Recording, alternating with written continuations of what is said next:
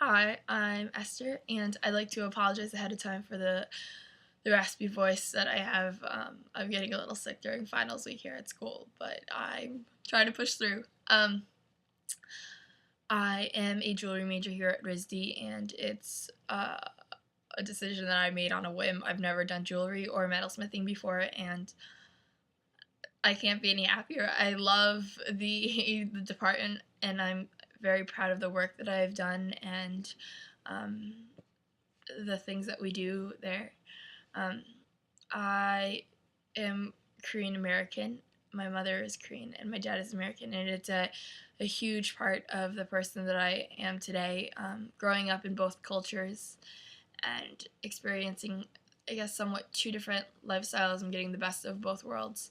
Um, my family, I would say, is probably a huge influence in who I am today.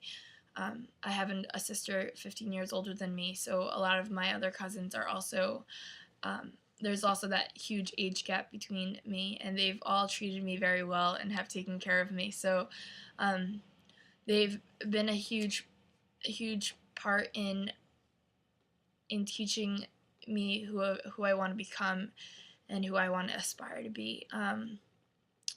They're all very successful and they've all taken different routes, and so I look at that and I try to apply what they've done with their life to my own in trying to become the best person that I can become. Um, my church community is also a huge influence in my life.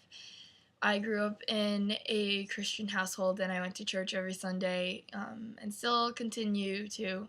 Um, It's a small church built from a barn about 20 years ago, and a lot of the students there are Korean American like me, so all hybrids.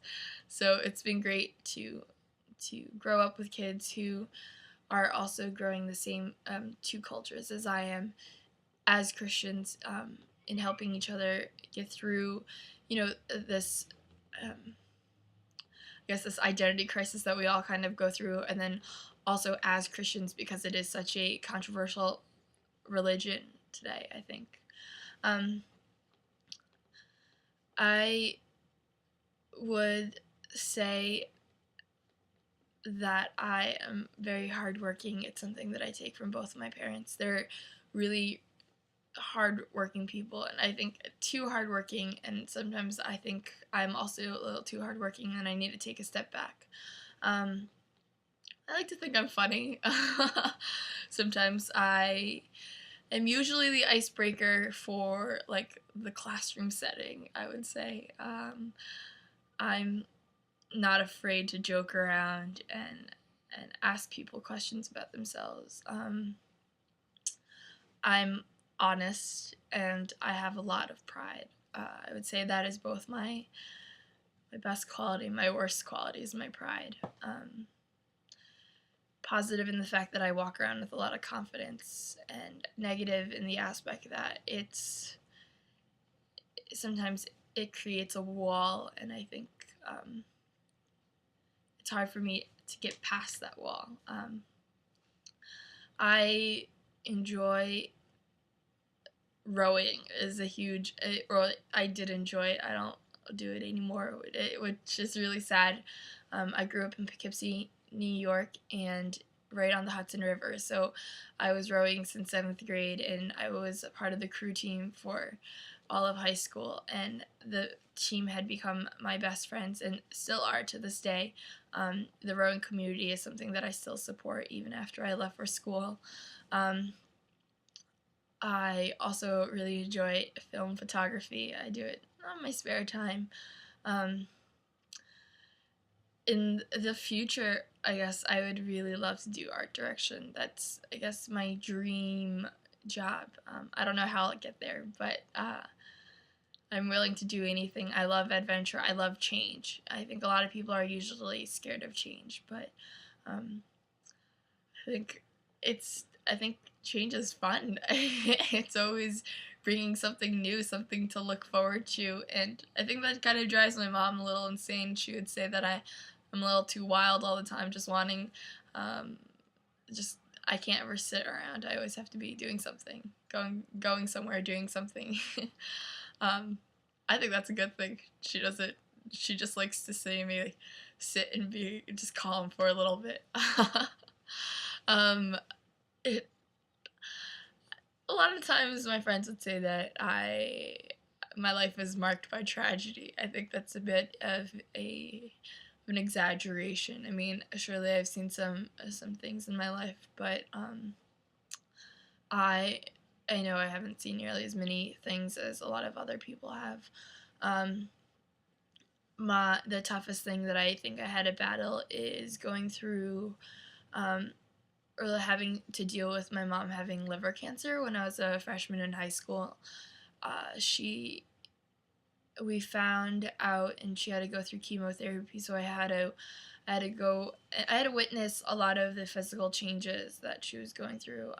Earlier that year, she had also suffered Bell's palsy, so she had lost a lot of the nerves in the left side of her face, and she actually still is kind of recovering from that. They said that if you didn't recover after 3 months from it, you most likely won't. So she still has Bell's palsy or reminiscence of that. It was a really tough time. At the time, we were really blessed because she got a transplant really early on, and at the time I was at summer camp for a month, so it was really hard because I didn't get to be there for her during the surgery, and I guess I didn't get to witness the hardest part of everything. Um, and of her recovery. And when I got home, it was kind of like it was almost all over, and you know, I wasn't there for my family. I wasn't there for my mom, and I think that was kind of the toughest thing trying to get through. But I would say the church was a huge factor in helping me get through it and helping my family get through such a tough time. They offered a lot of support, and they offered a lot of prayer as well.